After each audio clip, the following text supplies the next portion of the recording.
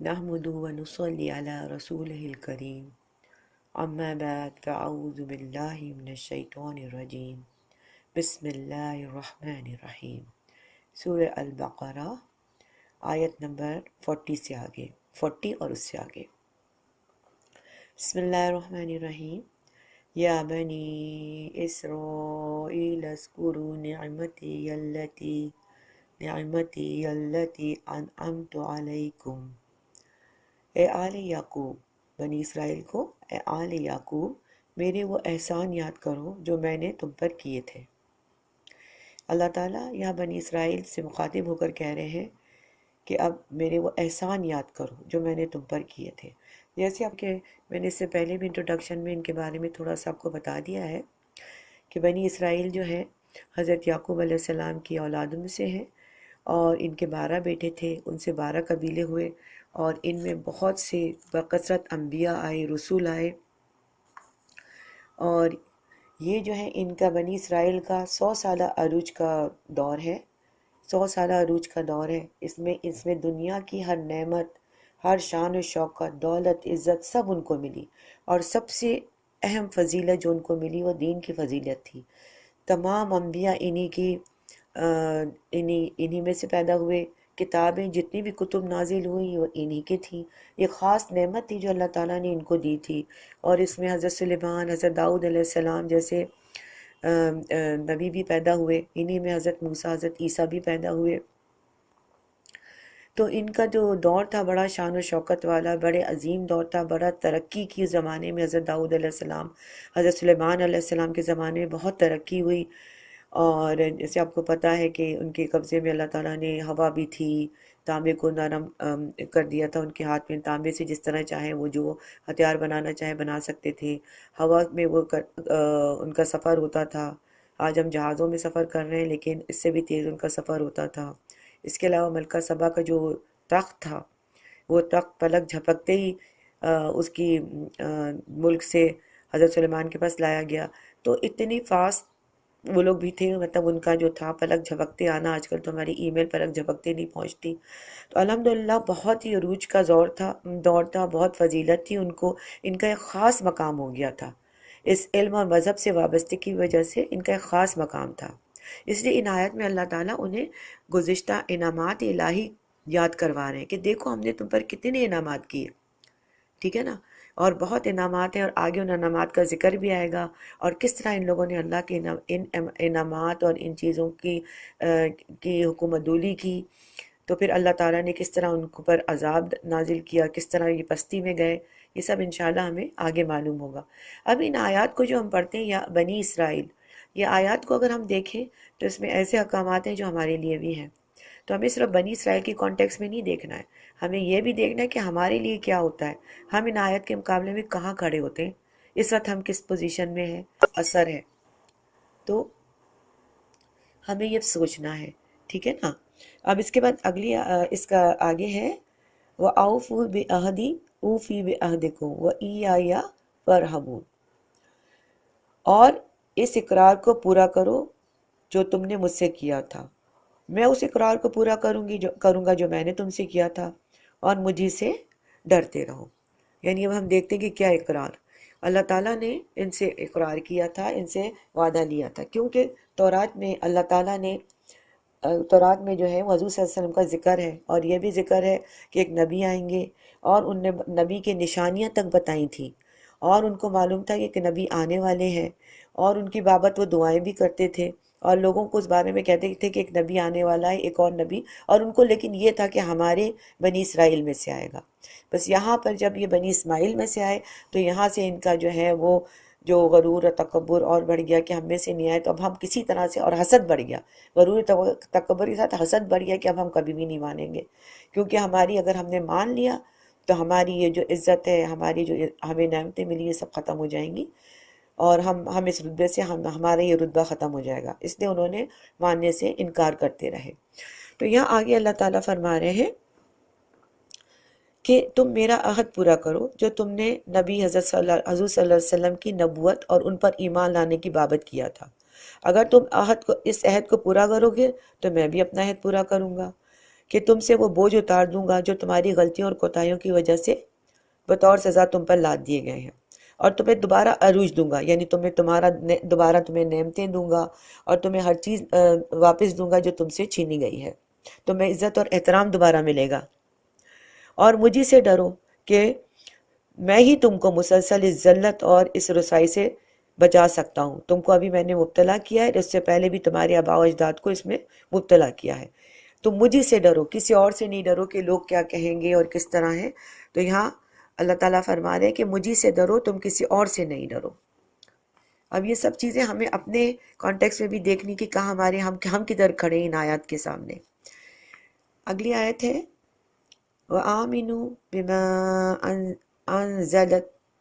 أَنزَلْتُ مُصَدِّقًا لِمَا مَعَكُمْ وَلَا تَكُونُوا أَوَّلَ كَافِرٍ بِهِ وَلَا تَشْتَرُوا بِآيَاتِي ثَمَنًا قَلِيلًا وَإِيَّايَ فَاتَّقُونِ۔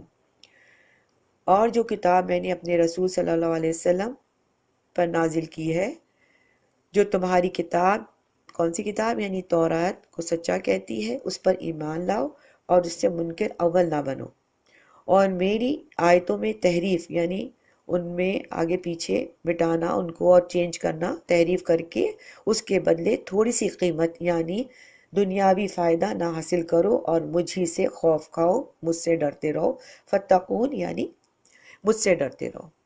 ٹھیک ہے، یہاں پر اللہ تعالیٰ فرما رہے ہیں کہ جو کتاب میں نے حضرت وسلم پر نازل کی ہے، یعنی یہ کتاب جو ہے تمہاری کتاب تورات کو سچا کہتی ہے، اور اس پر ایمان لاؤ۔ اب اس پر جو ایمان لانے کا ہے، ایک تو قرآن بھی ہو سکتا ہے، اور ایک یہ حضرت محمد صلی اللہ علیہ وسلم، یعنی قرآن بھی اللہ کی طرف سے نازل ہو رہا تھا، اور نبی صلی اللہ علیہ وسلم بھی نازل کو بھی نبوت مل چکی تھی، تو دونوں ہی قول صحیح ہیں، کیونکہ دونوں آپس میں لازم اور ملزم ہیں۔ جیسا کہ ایک حدیث ہے، حضرت بی بی عائشہ سے کسی نے پوچھا کہ حضور صلی اللہ علیہ وسلم کی سیرت کیسی ہے، تو انہوں نے کہا وہ چلتا پھرتا قرآن ہے۔ تو جس طرح قرآن کے ساتھ کفر کیا تو اس نے محمد صلی اللہ علیہ وسلم کے ساتھ کفر کیا، اور جس نے محمد صلی اللہ علیہ وسلم کے ساتھ کفر کیا تو اس نے قرآن کے ساتھ کفر کیا۔ ٹھیک ہے نا؟ تو یہ ابن کثیر وہ ہے کی روایت ہے۔ تو پہلے کافر نہ بنو کا مطلب یہ ہے، ایک تو تمہیں جو علم ہے وہ دوسرے اس سے تم محروم ہو، یعنی اس لیے کہ تمہیں جو ذمہ داری سب سے زیادہ دی گئی تھی جو علم کی، تم اس سے اب اپنے آپ کو محروم کر رہے ہو۔ دوسرا یہ ہے کہ تم تنبیہ کی جا رہی ہے کہ تم جو ہو یہودی، یعنی تم کافر نہ بنو۔ اگر ایسا کرو گے تو تمام یہودیوں کا کفر جو ہے اس کا وبال تم پر پڑے گا، یعنی کفر نہیں کرو، مانو یعنی جو تم سے عہد کیا گیا تھا کہ تم اقرار کرو گے، اور تمہاری تورات میں بھی ہے کہ آنے والے نبی صلی اللہ علیہ وسلم کو تم مانو گے تو تم ان کو مانو، اور تم مجھی سے ڈرو، اور تم کافر نہیں بنو۔ اگر تم یہ کرو گے، کفر کیا ہوتا ہے؟ سچائی کو نہ ماننا، تو تم اس سچائی کو نہ مانو۔ ٹھیک ہے، اور میری آیتوں میں تعریف کرنے کے بدلے تھوڑی سی قیمت یعنی دنیاوی فائدہ مت حاصل کرو۔ وَلَا تَشْتَرُوا بِآيَاتِي ثَمَنًا قَلِيلًا وَإِيَّايَ فَاتَّقُونِ، اور میری آیتوں میں تحریف کر کے اس کے بدلے تھوڑی سی قیمت یعنی دنیاوی فائدہ حاصل نہ کرو، اور مجھے سے خوف کھاتے رہو۔ تھوڑی سی قیمت پہ فروخت نہ کرو کا یہ مطلب نہیں ہے کہ زیادہ معاوضہ مل جائے تو اللہ کے احکامات کا سودا کر لو، نعوذ باللہ ایسا نہیں ہے، بلکہ مطلب یہ ہے کہ اللہ کے جو احکام ہیں، اللہ کے جو احکامات ہیں، ان کے مقابلے میں دنیا کے جو مفادات ہیں، دنیا کے جو فائدے ہیں، ان کی کوئی اہمیت نہیں ہے، ان کو اہمیت نہ دو۔ یا دنیا کے جو فائدے ان کو دیکھ کر تم احکامات کو آگے پیچھے نہیں کرو، ان کو بدلو نہیں۔ احکامات الہی تو اتنے قیمتی ہیں کہ ساری دنیا کا مال و متاع بھی اس کے مقابلے میں بالکل قلیل ہے، بالکل ہیچ ہے۔ ٹھیک ہے نا؟ آیت میں اصل مخاطب تو اگرچہ بنی اسرائیل ہیں، لیکن یہ حکم قیامت تک آنے والوں کے لیے سب کے لیے ہے کہ محض دنیا کی طلب کے لیے اس کو صحیح چیزوں کو بدل دینا، اس سے گریز کرنا ہے، اور اس کی وعید ہے، یعنی اس میں اللہ کا عذاب آ سکتا ہے۔ ٹھیک ہے، اب اس کے بعد اگلی آیت ہے وَلَا تَلْبِسُوا الْحَقَّ بِالْبَاطِلِ وَتَكْتُمُونَ الْحَقَّ وَأَنْتُمْ تَعْلَمُونَ، یعنی جو حق ہے، صحیح چیز ہے، جو اس کو غلط چیز کے ساتھ نہ ملاؤ، یا جو حق آیا ہے اللہ کی طرف سے اس کو باطل یعنی غلط چیزیں غلط باتوں کے ساتھ نہ ملاؤ، اور سچی بات کرو، جان بوجھ کے سچ کو نہیں چھپاؤ، جیسے کہ بنی اسرائیل یا یہودی چھپا رہے تھے، یہودی علماء کو سب علم تھا، ہر ایک چیز ان کو معلوم تھی، لیکن وہ اس حق کو چھپا رہے تھے کہ یہ نبی ہیں، اور ان کو تسلیم کرنے سے انکار کر رہے تھے، اور ہر حق کو وہ چھپا رہے تھے، جو بات حضور صلی اللہ علیہ وسلم کہتے ہر چیز کی وہ نفی کرتے تھے۔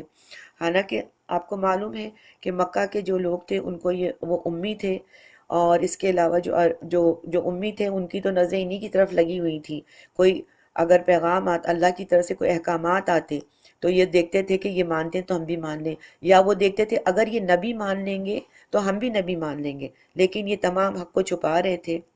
تو اللہ تعالیٰ فرما رہے ہیں کہ جان بوجھ کے حق کو نہ چھپاؤ، ٹھیک ہے؟ اور آگے اللہ تعالیٰ حکم دے رہے ہیں وَأَقِيمُوا الصَّلَاةَ وَآتَوُا الزَّكَاةَ وَارْكَعُوا مَعَ الرَّاكِعِينَ، اور نماز پڑھا کرو، نماز قائم کیا کرو، اور زکوٰۃ دیا کرو، اور اللہ کے آگے جھکنے والوں کے ساتھ جھکا کرو۔ ابھی آیت نمبر 3 جو تھی پہلے کہ وہ یہ تھی الَّذِينَ يُؤْمِنُونَ بِالْغَيْبِ وَيُقِيمُونَ الصَّلَاةَ وَمِمَّا رَزَقْنَاهُمْ يُنْفِقُونَ، یعنی کہ جو غیب پر ایمان رکھتے ہیں وہ نماز پڑھتے ہیں اور رزقناکم، اور جو مطلب اس میں سے انفاق کرتے ہیں۔ یہاں پر اللہ حکم دے رہے وَأَقِيمُوا الصَّلَاةَ، نماز قائم کرو، نماز جیسے نماز قائم کرنے کا حکم ہے، زکوٰۃ دو، زکوٰۃ دو، زکوٰۃ کا ہم پر بھی حکم ہے، اور اللہ کے سامنے جھکنے والوں کے ساتھ جھکو، یعنی نماز قائم کرو۔ یعنی نماز کیا ہے؟ نماز انسان کا کیا کرتی ہے آپ کو پتا ہے؟ جب آپ نماز پڑھ رہے ہوتے ہیں تو اللہ سے باتیں کر رہے ہوتے ہیں ہم لوگ، ٹھیک ہے نا؟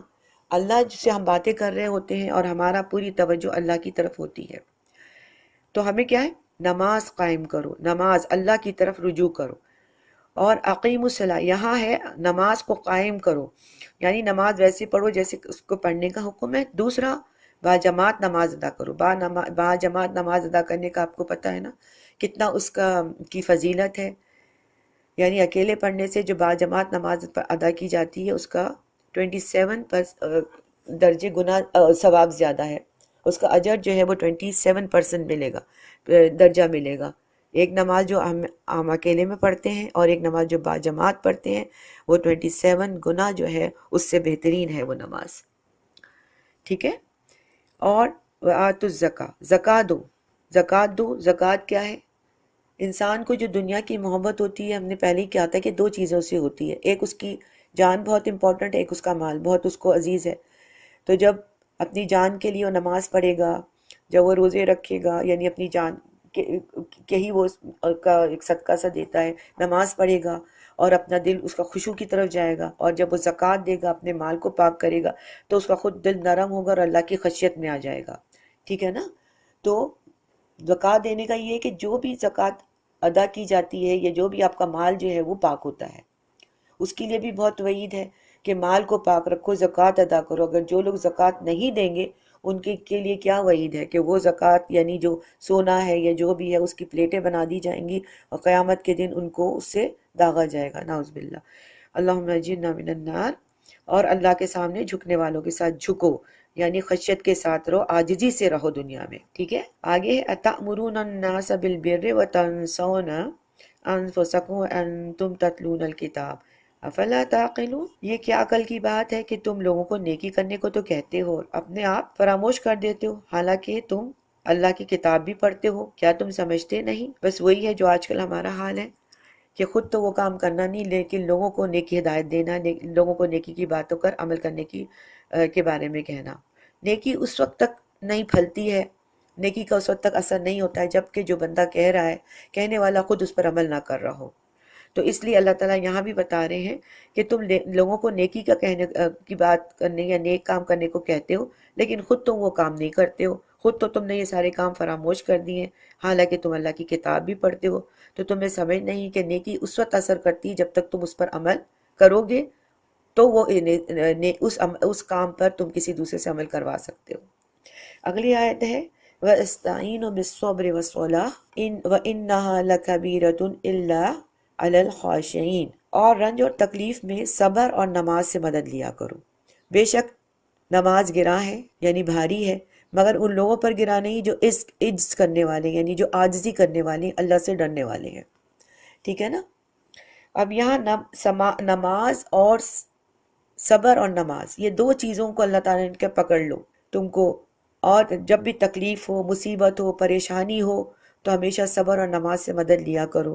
حضور صلی اللہ علیہ وسلم کو جب بھی کوئی پریشانی ہوتی تھی تو فوراً نماز کی طرف دوڑتے تھے۔ تو صبر اور نماز ہر اللہ والے کے لیے، ہر مومن کے لیے دو بڑے ہتھیار ہیں۔ نماز کے ذریعے سے ایک مومن کا رابطہ اللہ سے تعلق ہو جاتا ہے، یعنی جب ہم نماز پڑھ رہے ہوتے ہیں ایک ڈائریکٹ تعلق ہمارا اللہ سے ہوتا ہے، ہم اللہ سے باتیں کر رہے ہوتے ہیں۔ جب ہمیں کوئی آواز بھی دے تو ہم اس کو جواب نہیں دیتے نا، تو ہم اللہ ہی سے باتیں کر رہے ہوتے ہیں، جس سے ہمیں اللہ کی مدد ملتی ہے، جس سے ہمیں اللہ کی طرف سے ایک تائید ملتی ہے، اور صبر کے ذریعے ہماری کردار میں پختگی آتی ہے اور دین میں بھی استقامت ہوتی ہے، ٹھیک ہے نا۔ تو یہ ہے کہ حدیث میں نے آپ کو جو ابھی بتائی ہے کہ نبی صلی اللہ علیہ وسلم کو جب بھی کوئی اہم معاملہ پیش آتا تھا تو آپ فوراً نماز کا اہتمام کرتے تھے، ٹھیک ہے نا۔ تو نماز اور صبر یہ دو چیز مومن کے ہتھیار ہیں، جہاں تکلیف آئے، پریشانی آئے، وہ ہمیں کرنا چاہیے، اس پر ہم کو عمل کرنا چاہیے، کیونکہ ہمارے نبی صلی اللہ علیہ وسلم بھی یہی کرتے تھے۔ وَإِنَّهَا لَكَبِيرَةٌ إِلَّا عَلَى الْخَاشِعِينَ، یہ جو نماز ہے یہ بے شک مشکل کام ہے، گراں ہے، لیکن گراں کن لوگوں کے لیے ہے؟ ان لوگوں کے لیے جو اللہ سے نہیں ڈرتے، جو اللہ کو مانتے نہیں، جن کو اللہ کی معرفت نہیں ہے۔ لیکن ان لوگوں کے لیے گراں نہیں ہے جن کو اللہ کی معرفت ہے، جو اللہ سے ڈرتے ہیں اور اللہ سے عجز کرنے والے ہیں، ان کے لیے بہت آسان ہے۔ اور یہ لوگ الذین یظنون انہم ملاقو ربہم وانہم الیہ راجعون، اور یہ لوگ جو اللہ سے ڈرنے والے ہیں، جو عجز کرنے والے ہیں، عاجزی کرنے والے، یہ کون لوگ ہیں؟ جو یقین کیے ہوئے ہیں کہ وہ اپنے پروردگار سے ملنے والے ہیں اور اس کی طرف لوٹ کر جانا ہے۔ بے شک ہم بھی ہمیں بھی یقین ہے کہ انشاءاللہ ہم لوگ اللہ کی طرف، بے شک ہم لوگ بھی لوٹ کر جانے والے ہیں، اور ہم اللہ سے دعا ہے کہ اللہ تعالی ہم کو جنت الفردوس کے اعلیٰ درجات عطا فرمائے گا، آمین یا رب العالمین۔ یہاں پر یہ پانچواں رکوع بھی اختتام پذیر ہوا، اور الحمدللہ ہم نے اس سے پارے کا ربع کر لیا ہے، اور اللہ تعالیٰ اس کو پڑھنے پڑھانے میں ہم سے جو بھی غلطیاں کوتاہی ہوئی ہیں ہم کو اللہ تعالیٰ معاف فرما دینا، اور اس سے بہتر تیرا ذکر بلند کرنے کی ہم سب کو توفیق عطا فرمانا۔